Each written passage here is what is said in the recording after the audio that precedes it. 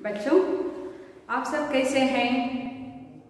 आशा करती हूँ आप सब एक छुट्टी था ना, त्योहार था दसरा, आप सब खुशी खुशी से उसको मनाया होगा। अच्छा, हाँ, तो अब हम आपका बारी है एक दूसरे सेमेस्टर का जो पाठ है उसके बारे में जानकारी प्राप्त करना, उसको समझना।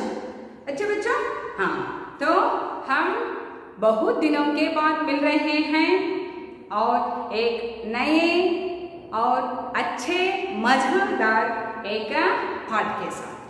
बच्चों, मैं आप सबको इस ई पाठशाला यानी ए वीडियो क्लास के लिए आप सबको हार्दिक स्वागत करती हूँ। बच्चों, आपका 9वीं पाठ है ईमानदारों के सम्मेलन में। बच्चों, आपका अभी तक 8 यानी एक पाठ को छोड़ दिया है, कविता को, उसको छोड़े तो आपको कितना पाठ हुआ है? 7 पाठ हुआ है। अच्छे, एक बार याद करेंगे। हाँ, कश्मीरी सेब, गिल्लू, अभिनव मनुष्य, मेरा बचपन, बसंत की सच्चाई, तुलसी के दोहे और इंटरनेट क्रांति।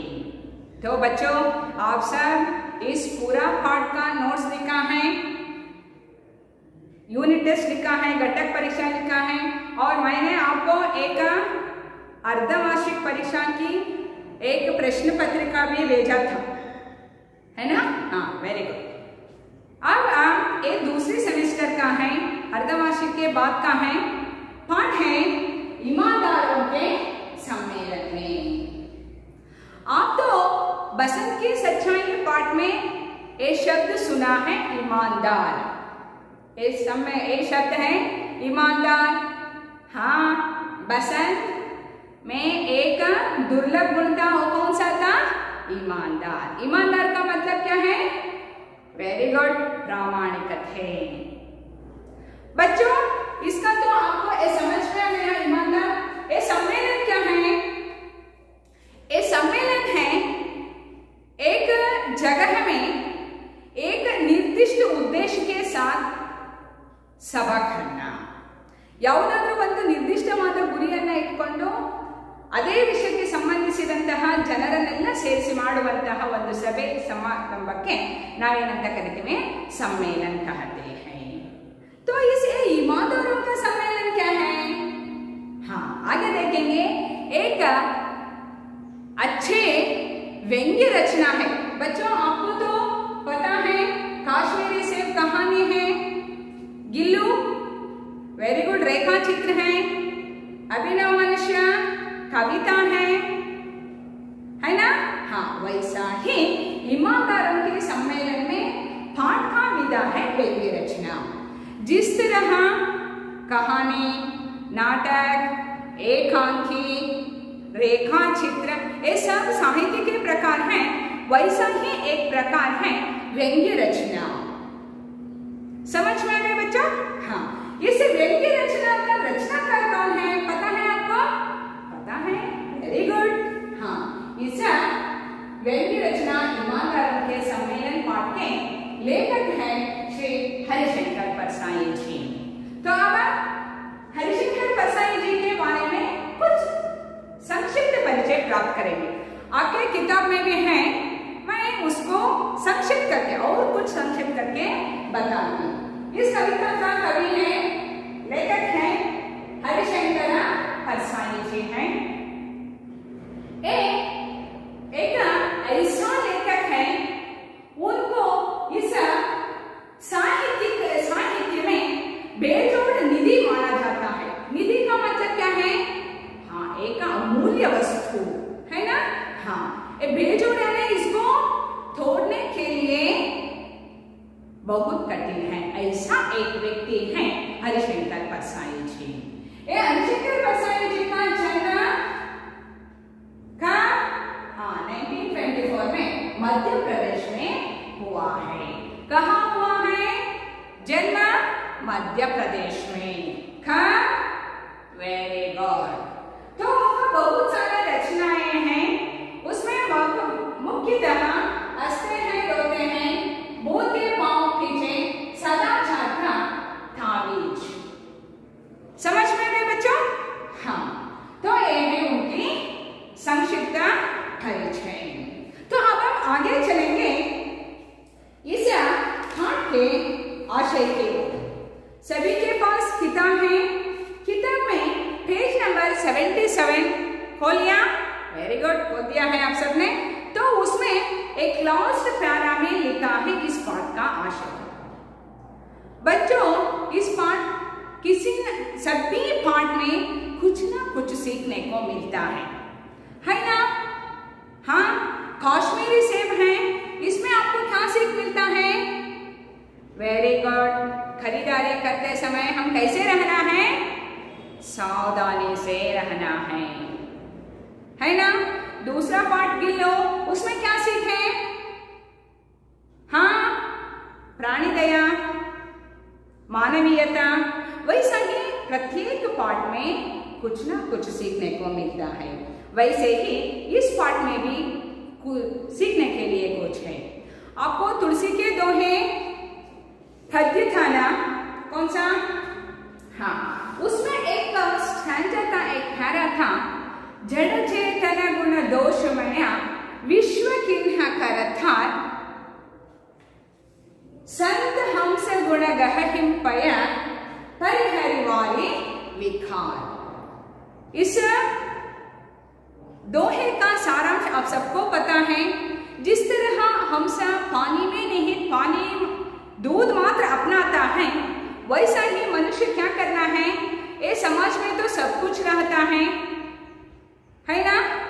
हाँ, गुणा, दोषा, चेतना, बेईमानी, मोसा, वंचने, ये सब कुछ रहता है। पर तो हम कैसे रहना है? इस सभी से दूर रहना है। समझ में आ रहा है बच्चों? हाँ, इस पाठ का आशय है, सभी के पास किताब है, देख लो। इस जगत में अच्छाई बुराई दोनों दिखाई देती है। हम सब क्षीरा न्याय की तरह, इनमें हमें सिर्फ अच्छाई को अपनाकर बुराई को छोड़ देना चाहिए, है ना? हम क्या करना है? अच्छाई का मतलब क्या है? ಒಳ್ಳೆಯದನ್ನು अपनाना है, ನಾವದನ್ನ ಸ್ವೀಕರಿಸಬೇಕು। और बुराई जो है, ಕೆಟ್ಟದ್ದು ಏನಿದೆ, उसको हम क्या करना है? छोड़ देना, छोड़ना बिट बिड़बेको। बेईमानी भी एक अवगुण है। आप सब बसंती सच्चाई पाठ में सीख लिया है। ईमानदार के लिए कितना महत्व है ना? इसीलिए हम क्या करना है? बेईमानी एक अवगुण है, हम सबको पता है। ये बेईमानी हम क्या करते हैं? हाँ, ಮೋಸ ಮಾಡೋದು, ವಂಚನೆ ಮಾಡೋದು, ಸುಳ್ಳು ಹೇಳೋದು, ಯಾರಿಗಾದ್ರೂ अन्याय ಮಾಡೋದು, ये सब भी हम कहते हैं बेईमानी। ये सब क्या है? अवगुण है। अवगुण है, हाँ, बुराई गुण है, बुरा गुण है, उसको हम क्या करना है? छोड़ देना है। बेईमानों पर व्यंग्य करते हुए प्रस्तुत रचना द्वारा लेखक ने सचेत किया है कि हम बेईमानी से दूर रहे। इसलिए कवि हरिशंकर परसाई जी हम सबको सचेत कर रहे हैं। सचेत का मतलब ವೆರಿ ಗುಡ್, ಜಾಗೃತಿ ಮಾಡೋದು, ಎಚ್ಚರಿಕೆಯನ್ನ ನೀಡೋದು, ಎಚ್ಚರಿಸ್ತಾ ಇದ್ದಾರೆ। क्या? हम बेईमानी से दूर रहना है। समझ में आ गए बच्चों? तो आपको इस पाठ का आशय समझ में आ गया। इस पाठ में क्या है? हम सब क्षीरा न्याय की तरह हम बेईमानी से दूर रहना है। तो बच्चों, इसको मैं कहानी के रूप में बताती हूँ, फिर भी इसका वाचन करती हूँ, आप उसको ध्यान से सुनना, क्योंकि आप अच्छी तरह से सुनने से ये पाठ और ज्यादा समझ में आता है। तब किसी भी तरह प्रश्न पूछे तो आप अच्छी तरह से उत्तर लिख सकते हैं। समझ में आया बच्चों? देख, प्रस्तुत व्यंग्य रचना में एक सामाजिक असंगति की ओर संकेत किया गया है। इसमें हास्य और व्यंग्य का सुंदर सम्मिश्रण है। इस पाठ में क्या क्या है? व्यंग्य भी है, हास्य भी है। इस रचना के माध्यम से परसाई जी ने ईमानदार कहलाने वाले लोगों की बेईमानी का पर्दाफाश किया है। पर्दाफाश का मतलब क्या है?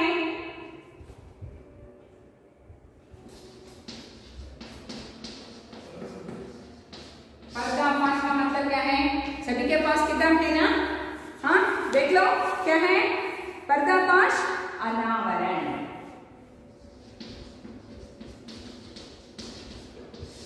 इसका मतलब क्या है? इधर लेखक जी कह रहे हैं, सब बोलते हैं मैं ईमानदार हूं, नान ತುಂಬಾ ಪ್ರಾಮಾಣಿಕ, ನಾನು ಮೋಸ ಮಾಡೋದಿಲ್ಲ, ऐसे बोलते हैं, पर क्या करते हैं वो? वेरी गुड, बेईमानी करते हैं। हम सब इस तरह के व्यक्तियों को देखते रहते हैं, है ना? हाँ, ये लेखक इस ईमानदारों के सम्मेलन इस पाठ में इसका पर्दाफाश किया है। ಯಾರು ಪ್ರಾಮಾಣಿಕರು ಅಂತ ತೋರಿಸಿಕೊಂಡು ಅಪ್ರಾಮಾಣಿಕತೆಯನ್ನ ಮಾಡ್ತಾ ಇರ್ತಾರೆ, ಅವರ ಮುಖವನ್ನ, ಅವರ ನಿಜವಾದ ಮುಖವನ್ನ ಇಲ್ಲಿ ಅನಾವರಣವನ್ನ ಮಾಡಿದ್ದಾರೆ, ತೋರಿಸಿದ್ದಾರೆ। समझ में आया बच्चा? देखो, मैंने कतई ऐसा कुछ नहीं किया जिससे ईमानदार माना जाऊं। ना जाने उन्हें कैसे यह भ्रम हो गया कि मैं ईमानदार हूं। मुझे पत्र मिला, हम लोग इस शहर में एक ईमानदार सम्मेलन कर रहे हैं। आप देश के प्रसिद्ध ईमानदार हैं। हमारी प्रार्थना है कि आप इस सम्मेलन का उद्घाटन करें। हम आपको आने जाने का पहला दर्जे का किराया देंगे तथा आवास, भोजन आदि की उत्तम व्यवस्था करेंगे। आपके आगमन से ईमानदारों तथा उदीयमान ईमानदारों की बड़ी प्रेरणा मिलेगी। कुछ समझ में आ गया? देख, हरिशंकर परसाई जी स्वयं मान रहे हैं मैं ईमानदार नहीं हूं, नानु ईमानदार अल्ल, नानु प्रामाणिक अल्ल, पर सब लोग समझ गया है हरिशंकर परसाई जी ईमानदार हैं। ಲೇಖಕರು ಸ್ವತಃ ಹೇಳ್ತಾರೆ ನಾನು ಪ್ರಾಮಾಣಿಕ ಅಲ್ಲ, ಆದ್ರೆ ಎಲ್ಲರೂ ನನ್ನನ್ನೇನು ಅನ್ಕೊಂಡ್ಬಿಟ್ಟಿದ್ದಾರೆ, ನಾನು ತುಂಬಾ ಪ್ರಾಮಾಣಿಕ ಅಂತ ಅನ್ಕೊಂಡಿದ್ದಾರೆ। ऐसे समझकर एक सम्मेलन करने वाला एक पत्र भेजा है। अब सबको पता है, अब तो व्हाट्सएप है, ट्विटर है, सब कुछ है। 1 मिनट में किसी भी मैसेज को हम भेज सकते हैं। पर ये बहुत सालों के पहले का है। उस ये आयोजक रहता है ना, और आयोजकों ने एक पत्र भेजा है हरिशंकर परसाई जी। उस पत्र में क्या लिखा है उन्होंने, आप सबने देख लिया, मैंने उसका वाचन किया। आप देश के प्रसिद्ध ईमानदार हैं, वो पत्र में लिखा है, ನೀವು ಈ ದೇಶದ प्रसिद्ध प्रामाणिकರು। इस शहर में एक ईमानदार सम्मेलन कर रहे हैं। हम सब मिलकर इस शहर में, किसी ने एक भेजा है ना पत्र, उस शहर में क्या कर रहे हैं? एक सम्मेलन कर रहे हैं। किसका? ईमानदारों का। हमारी प्रार्थना है कि आप इस सम्मेलन का उद्घाटन करें। हमारा आशा है, हमारी प्रार्थना है, आप इस सम्मेलन का उद्घाटन करें। एक किसी भी सम्मेलन हो, किसी भी कार्यक्रम हो, उसका उद्घाटन तो रहता है ना? आप सबको पता है, हम तो बहुत सारे कार्यक्रम करते रहते हैं। तब हम क्या करते हैं? हाँ, दीप जलाकर कार्यक्रम का उद्घाटन करते हैं। किसके? हाँ, इस कार्यक्रम के जो मुख्य अतिथि रहते हैं उसके द्वारा हम उस दीप को जलाते हैं। वैसा ही उस आयोजक रहते हैं ना, उसकी एक प्रार्थना है, आप ही हमारे इस जो सम्मेलन है उसका क्या करना है, उद्घाटन करना है। तो वो और भी कहा है, हम आपको आने जाने के का पहले दर्जे का किराया देंगे। एक किराया क्या है, किराया बस चार्ज,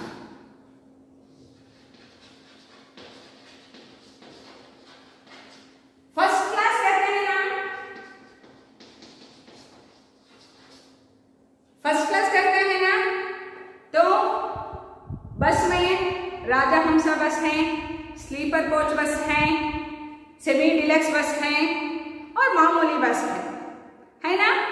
हाँ, उसमें जो रेट रहता है ना, जो रेट है उसमें बहुत अंतर रहता है।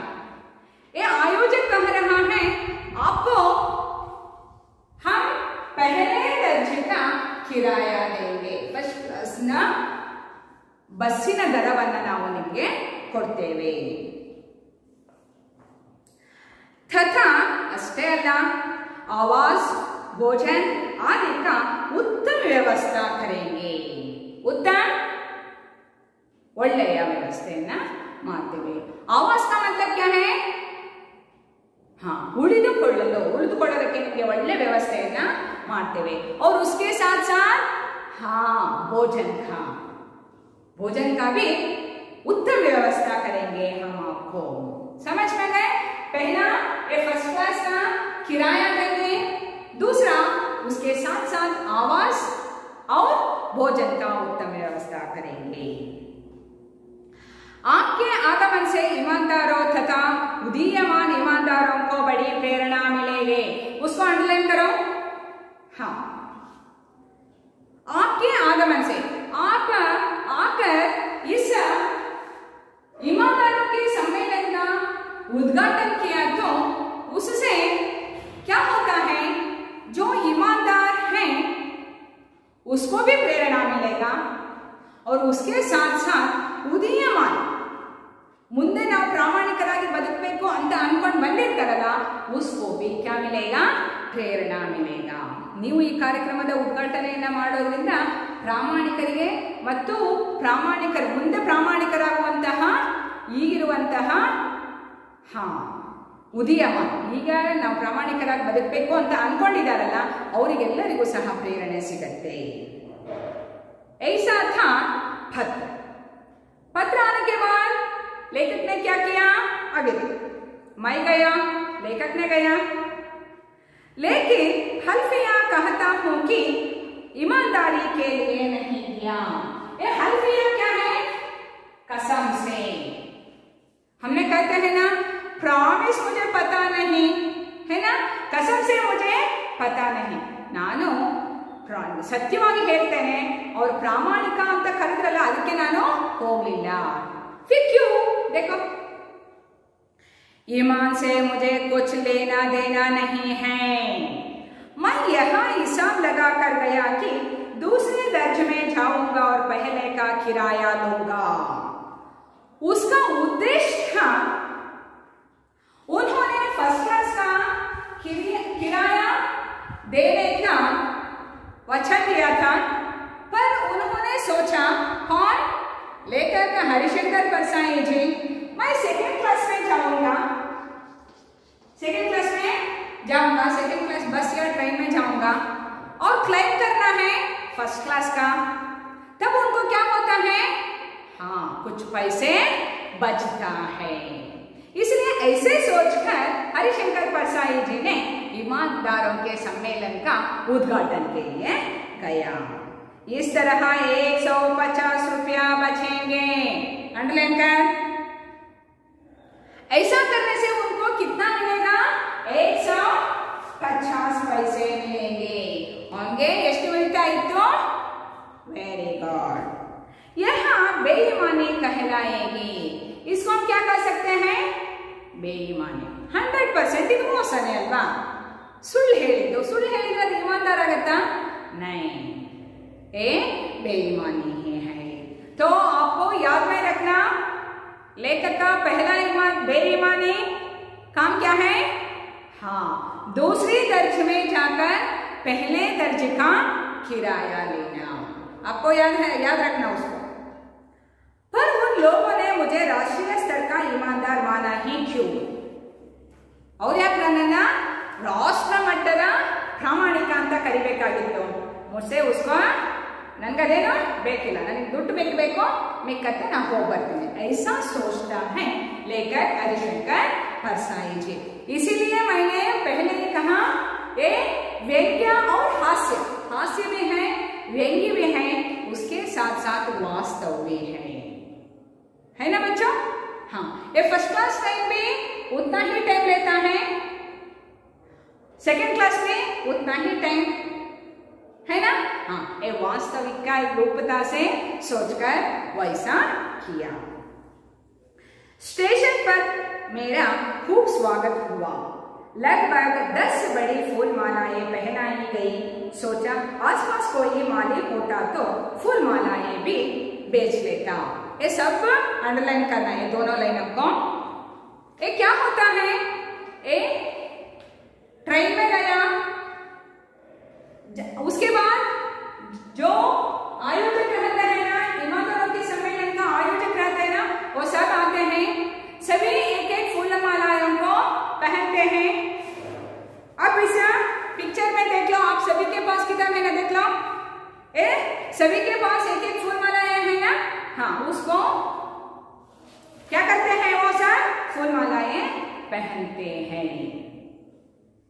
उस पहनाई के बाद क्या सोचते हैं? सोचना ಯೋಚಿಸ್ತಾನೆ ಕ್ಯಾ ಇಲ್ಲಿ ಯಾರಾದರೂ ಒಬ್ಬ ಹೂ ಮಾರೋನಿದ್ರೆ ಈ 10 ಹೂವನ್ನು ಅವನಿಗೆ बेच सकते थे, बेचना मार बिड़ता थे। ये हरिशंकर परसाई जी का दूसरी बेईमानी है। पहला हाँ, दूसरा ये है, आगे देख। मुझे होटल के एक बड़े कमरे में ठहराया गया। मेरे कमरे के बाएं और सामने 2 हाथ थे, जिनमें लगभग 30-35 प्रतिनिधि ठहरे थे। मेरे 2 ईमानदार साथी भी मेरे ही कमरे में आ गए। मैंने सोचा ताला लगाया जाएगा तो उन्हें तकलीफ होगी। मैंने ताला नहीं लगाया। उद्घाटन शानदार हुआ।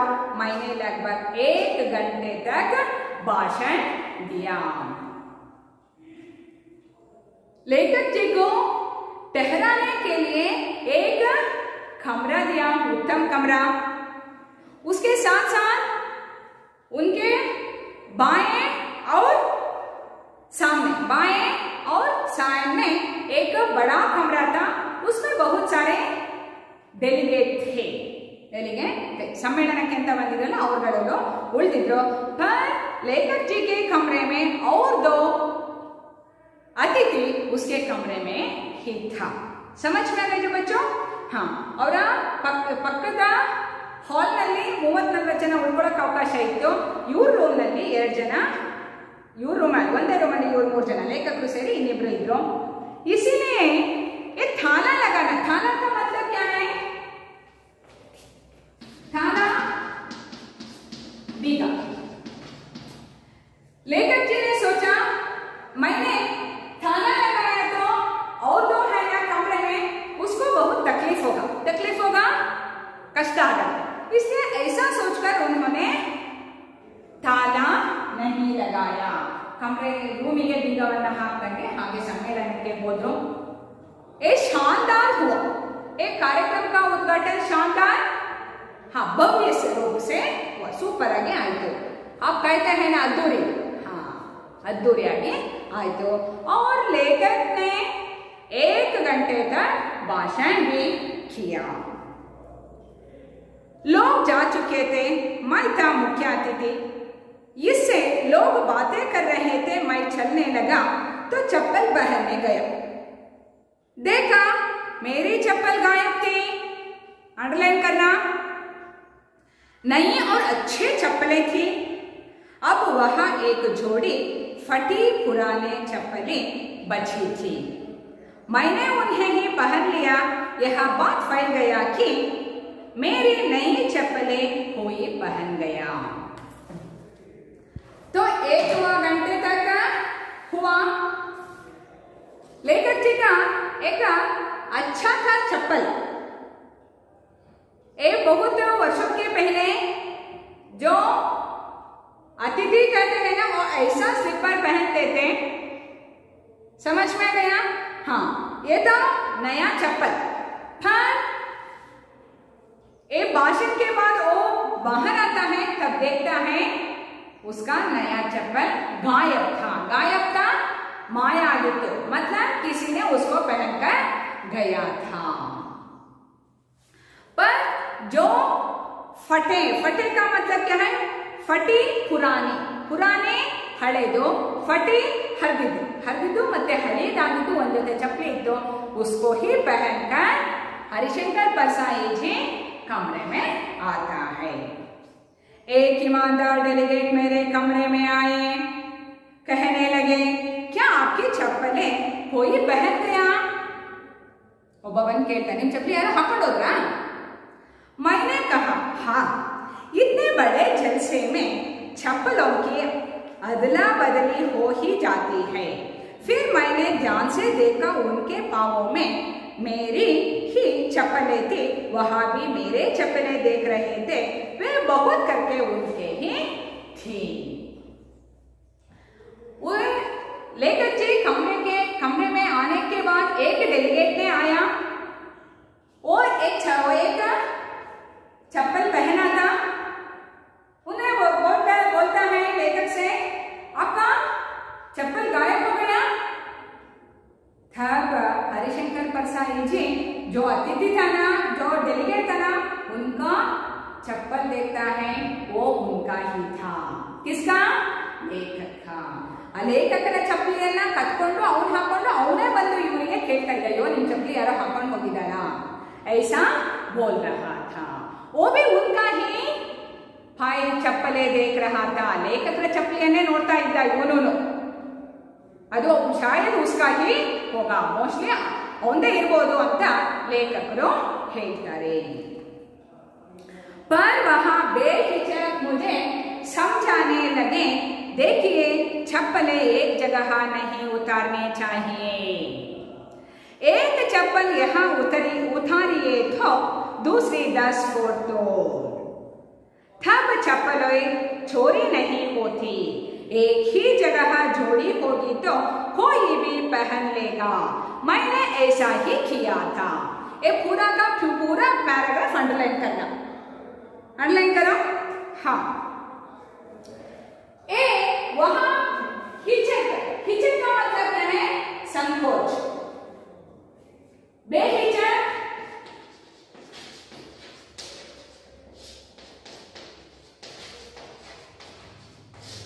ये सब शब्द बे जुड़ने से विलोम शब्द होने वाला शब्द है।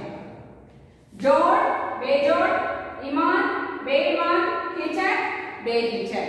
बेहिचक ಸ್ವಲ್ಪನೂ ನಾಚಿಕೆ ಇಲ್ದಂಗೆ ಅವನು ಹೇಳ್ದ, ಏನಂತ? आपको क्या करना है? किसी भी सम्मेलन गया तो दोनों चप्पलों को एक साथ नहीं उतारना चाहिए। ಎರಡು ಚಪ್ಪಲಿ ಒಂದೇ ಕಡೆ ಬಿಡಬಾರ್ದು ಸರ್। एक चप्पल इधर उतारिए तो आपको क्या करना है? 10 फुट दो। इधर आप एक चप्पल उतारा तो छोड़ दिया तो आपको क्या करना है? 10 फुट दूर एक चप्पल को उतारना है। मैंने तो हमेशा ऐसा ही करते हूँ, ನಾನು ಮಾತ್ರ ಯಾವಾಗೂ ಹಿಂಗೆ ಮಾಡೋದು ಅಂತ डेलीगेट ने लेखक को समझ रहा था। मैं देख रहा था कि वहां मेरी ही चप्पलें पहने हैं और मुझे समझा रहे हैं। ನನ್ನ ಚಪ್ಪಲಿಯನ್ನು ಹಾಕೊಂಡು ನನಗೆ ಸಜೆಷನ್ ಕೊಡ್ತಾ ಇದ್ದಾನಲ್ಲ ಅಂತ ನಾನು ಯೋಚನೆ ಮಾಡಿದೆ। मैंने कहा, कोई बात नहीं, सुबह दूसरी खरीद लूंगा। ನಾಳೆ ಹೋಗಿ ಹೊಸ ತಗೊಂಡ್ರೆ ಆಯ್ತು ಬಿಡಿ। आपकी चप्पलें नहीं गई है, यह गनीमत है। पुण्य, निम चप्पली ಹೋಗಿಲ್ಲಲ್ಲ ಸರ್, ಅದು ತುಂಬಾ ಖುಷಿಯಾದ ವಿಷಯ। फिर मैंने देखा कि एक बिस्तर का चादर गायब था। पहला क्या हो गया? उनका चप्पल गायब हो गया और कमरे के अंदर आकर देखा तो क्या गायब था? ಚಾದರ್. ಬೆಡ್ ಸ್ಪ್ರೆಡ್ कहते हैं ना हम ಮಂಚದ ಮೇಲೆ ಹಾಸಿಗೆ ಮೇಲೆ ಹಾಸ್ತೀವಲ್ಲ ಏನಂತೀರ? ಬೆಡ್ ಸ್ಪ್ರೆಡ್ ಇಲ್ಲ. हाँ एक गायब था. मैंने आयोजकर्ताओं से कहा तो उन्होंने जवाब दिया होटल वालों ने दुल्हने को बेच दी होगी, दूसरी आ जाएगी पर दूसरी आई नहीं. ಥೊಡಿಯಕ್ಕೆ ತಗೊಂಡು ಹೋಗಿದ್ದಾರೆ, ಬೇರೆದನ್ನ ಹಾಕಬೇಕು, ಹಾಕ್ತೀವಿ ಅಂತ ಹೇಳ್ತಾರೆ. दूसरे दिन गोश्तियां शुरू हो गई. रात को गोश्तियों से लौटा, देखा कि 2 और चादरें गायब हैं. तीनों के तीनों चलो गए. एक उस कमरे में 3 अतिथि थे. 3 कॉट्स था, मंचा इतो. 3 कॉट के लिए 3 चादर था. पहला दिन एक गायब था. दूसरे दिन मैंने देखा तो और 2 चादर भी गया था. समझ में गया बच्चों? पहला दिन उनका चप्पल और 1 चादर गया था. दूसरे दिन क्या हो गया? और 2 चादर भी गायब हो गया. दूसरे दिन बैठक में जाने के लिए धूप का चश्मा खोजने लगा तो नहीं मिला. शाम को तो था, मैंने 1-2 लोगों से कहा तो बात फैल गई और उन्होंने बैठक का मतलब क्या है? ಸೆಷನ್ कहते हैं हम. ಬೇರೆ ಬೇರೆ ಅವಧಿಗಳು ಅಂತ ಹೇಳ್ತೀವಲ್ವಾ, ಆ ಅವಧಿಗಳಲ್ಲಿ ಬೆಳಿಗ್ಗೆ ಅವಧಿ ಒಂದು, ಮಧ್ಯಾಹ್ನ ಅವಧಿ ಒಂದು, ಆ ಅವಧಿಗಳಲ್ಲಿ ಬೇರೆ ಬೇರೆ ಚರ್ಚೆಗಳನ್ನ ಮಾಡಲಾಗುತ್ತೆ. ऐसा सोचकर उन्होंने क्या किया? हाँ, धूप का चश्मा. ತುಂಬಾ ಬಿಸಿಲಿದ್ದಾಗ ನಾವು ಕನ್ನಡಕ ಹಾಕೋತೀವಲ್ವಾ, ಕಪ್ಪು ಇರೋಂಥದ್ದು. ऐसा एक चश्मा ना उन्होंने टेबल पर मेज पर रखा था. उसको खोजना ಹುಡುಕಾಡ್ದ, कहीं भी नहीं मिला, ಎಲ್ಲೂ ಸಿಗಲಿಲ್ಲ. वैसा ही गया. जब एक गोष्ठी था तब 2-3 अतिथियों से और एक डेलीगेट से और आयोजकर्ताओं से कहा, मैंने मेरा धूप का चश्मा था ना, उसको टेबल पर रखा था, वो गायब हो गया है. और विषय क्या हो गया? ये पूरा का पूरा लोगों को फैल गया. ಎಲ್ರಿಗೂ ಗೊತ್ತಾಗೋಯ್ತು, ಲೇಖಕರ ಮುಖ್ಯ ಅತಿಥಿಗಳ ಚಶ್ಮಾ ಕಳೆದೋಗಿದೆ. मैंने पूछा उसमें पैसे? मैंने 1-2 लोगों से कहा तो बात फैल गई. इसी समय बगल के कमरे में हल्ला हुआ, अरे मेरा ब्रीफ केस कहाँ चला गया? यही तो रखा था. मैंने पूछा उसमें पैसे तो नहीं थे? जवाब मिला पैसे तो नहीं थे, कागजात थे. मैंने जो धूप का चश्मा के बारे में, चश्मा का मतलब है कन्नड़ का, चश्मा के बारे में बता रहा था. तभी बगल में जो कमरा था ना, उसमें हल्ला हो रहा था. हल्ला का मतलब क्या है? जोर जोराಗಿ ಮಾತಾಡ್ತಾ ಇತ್ತು. क्या हो गया है उधर? एक ब्रीफ केस. ब्रीफ केस आपने देखा है, इसे हम कहते हैं ब्रीफ केस. समझ में आ गया? हाँ, किसी ने उनका ब्रीफ केस गायब हो गया है. किसी का ब्रीफ केस गायब हो गया था. तो फिर क्या हुआ? मैंने पूछा, लेखक ने उनसे पूछा उसमें क्या पैसा था? नहीं, उसमें क्या था? कागजात था. कागजात का मतलब क्या है? कागज का पत्र. ಇಲ್ಲ, ಸ್ವಲ್ಪ ಪತ್ರ ಪೇಪರ್ಗಳೆಲ್ಲ ಇತ್ತು. तो आपका पैसा नहीं तो आपका ब्रीफ केस फिर मिलेगा. ऐसा विषय देकर उन्होंने आगे चलता है. मैं बिना धूप का चश्मा लगाए बैठक में पहुंचा. बैठक में 15 मिनट चाय की छुट्टी हुई.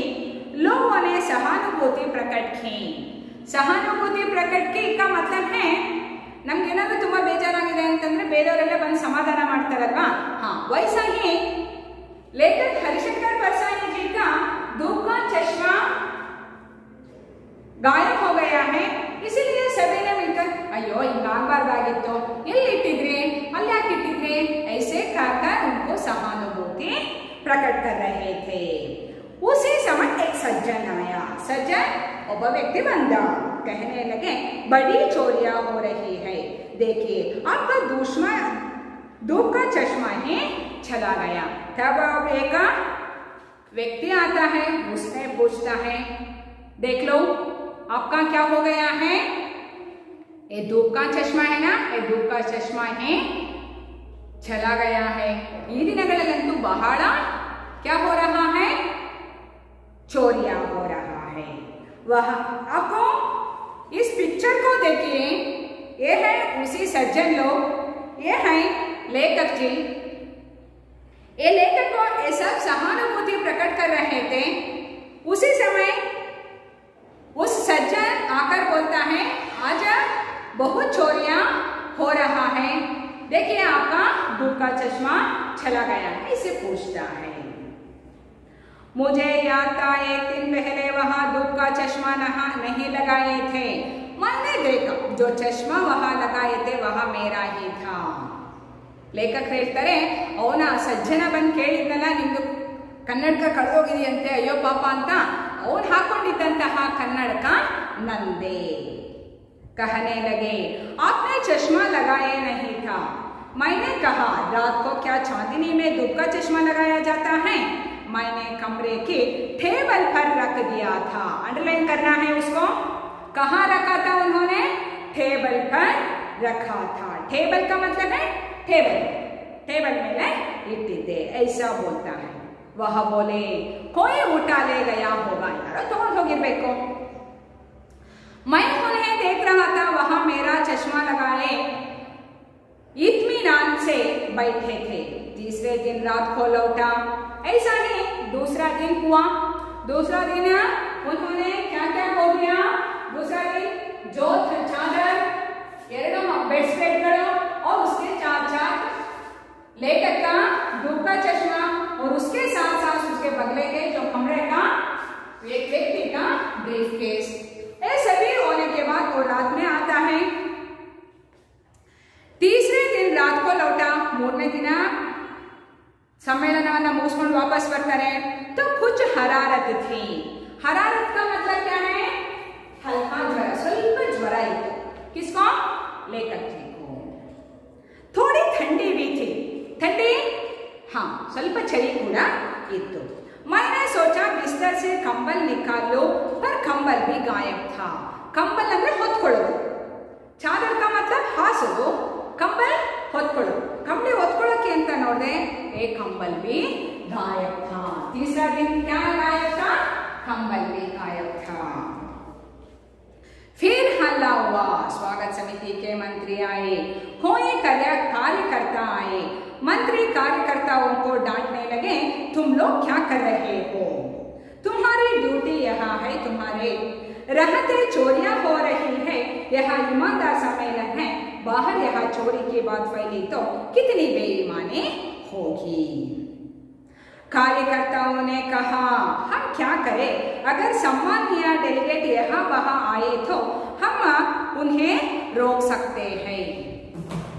ಆಯೋಜಕರು ಬಂದು ಇವ್ರಿಗೆ ಜೋರ್ ಮಾಡ್ತಾರೆ, ನೀವು ಇಲ್ಲಿ ಏನ್ ಕೆಲಸ ಮಾಡ್ತಾ ಇದ್ದೀರಾ, ಇಷ್ಟೊಂದು ಕಳ್ತನಗಳಾಗ್ತಾ ಇದೆ ಅಂತ ಹೊರಗಡೆ ಏನಾದ್ರೂ ಗೊತ್ತಾದ್ರೆ, ಇಲ್ಲಿ ಇರೋರೆಲ್ಲ ನೋಡಿದ್ರೆ ಪ್ರಾಮಾಣಿಕರು, ಇಲ್ಲೇ ಇಷ್ಟೊಂದು ಕಳ್ತನ ಆಗ್ತಾ ಇದೆ ಅಂತ ಹೊರಗಡೆ ಏನಾದ್ರೂ ಗೊತ್ತಾಯ್ತು ಅಂತಂದ್ರೆ ನಮ್ಗೆ ಎಷ್ಟು ಕೆಟ್ಟ ಹೆಸರು, ಏನ್ ಮಾಡ್ತಾ ಇದ್ದೀರಾ ಅಂತ ಕೇಳಿದಾಗ जो कार्यकर्ता रहता है वो बोलते हैं ಎಲ್ಲರೂ ಬರ್ತಿರ್ತಾರೆ ಹೋಗ್ತಿರ್ತಾರೆ ಸರ್, ಅಲ್ಲಿ ಹೋಗಬೇಡಿ ಇಲ್ಲಿ ಹೋಗಬೇಡಿ ಅಂತ ಅವ್ರಿಗೆ ಹೇಳೋದಕ್ಕಾಗಲ್ಲ ಅಂತ ಹೇಳ್ತಾರೆ। मंत्री ने गुस्से से कहा मैं पुलिस को बुलवाकर यहाँ सबकी तलाशी करवाता हूँ।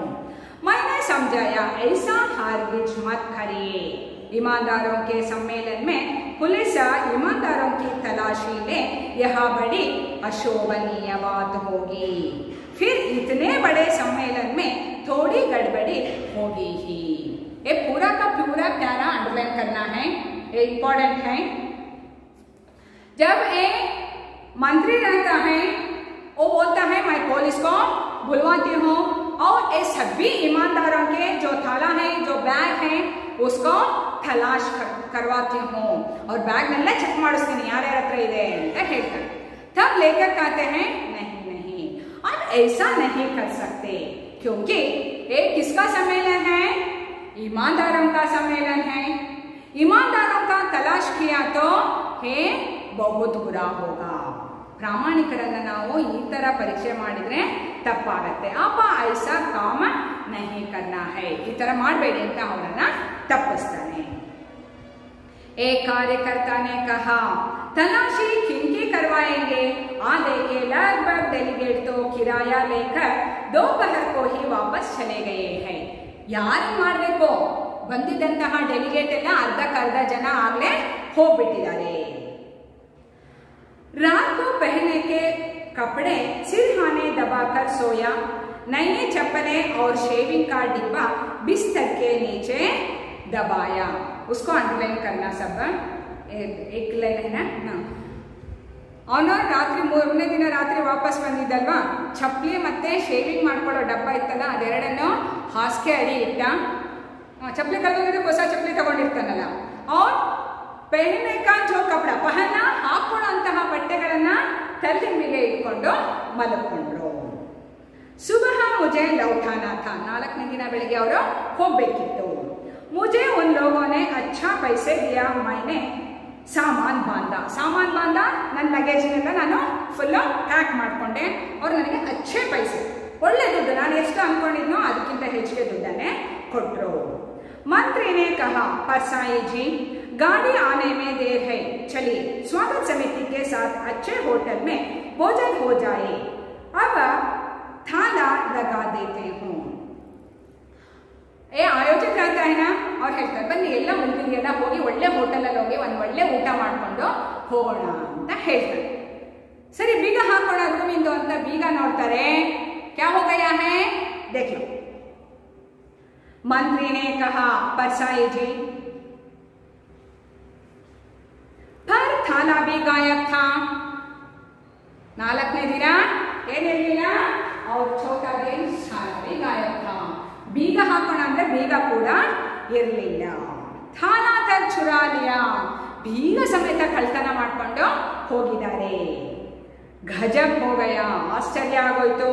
मैंने कहा रिक्शा बुलवाइए, मैं सीधा स्टेशन जाऊंगा, यहाँ नहीं रुकूंगा. मैं अब नहीं रुकूंगा, मैं अभी रुका तो मैं भी क्या चुरा ले, किसी ने मुझे भी चुराते हैं.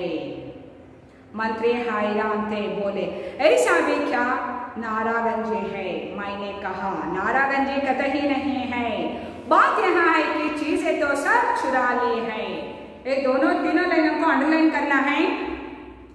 सभी वस्तु तो चुरा लिया है, अब मैं बचा हूं, ये ನಾನು ಉಳ್ಕೊಂಡಿದ್ದೀನಿ, अगर रुका तो मैं ही चुरा लिया जाऊंगा. ನನ್ನನ್ನು ಯಾರಾದ್ರೂ ಕತ್ಕೊಂಡು ಹೋಗ್ಬಿಡ್ತಾರೆ. इसलिए आप क्या करना है, जल्दी से जल्दी मुझे ऑटो बुलवाइए, मुझे स्टेशन तक पहुंचना. समझ में आ गए बच्चों? तो मैं इस पाठ का एक बार ऐसा ही बताती हूँ, आपको क्लास करना है. सम्मेलन में एक सम्मेलन के कार्यकर्ताओं ने उसको एक पत्र भेजते हैं, उसके अनुसार वो जाता है. ये उद्घाटन शानदार होता है. पहला दिन लेखक ने चप्पलें और उसके कमरे का एक चादर को गायब होता है. दूसरा दिन 2 चादर, चश्मा और ब्रीफकेस. तीसरा दिन कंबल, और चौथा और आखिरी दिन उनकी ताला भी गायब होता है. आशा करती हूँ आप सबको इस पाठ अच्छी तरह से समझ में आ गया है. समझ में आ गए बच्चों? हाँ, 1 2 3 बार आप उसको अच्छी तरह से पाठ पढ़े तो और भी ज्यादा समझ में आता है. मैं इसको समाप्त करती हूँ. धन्यवाद.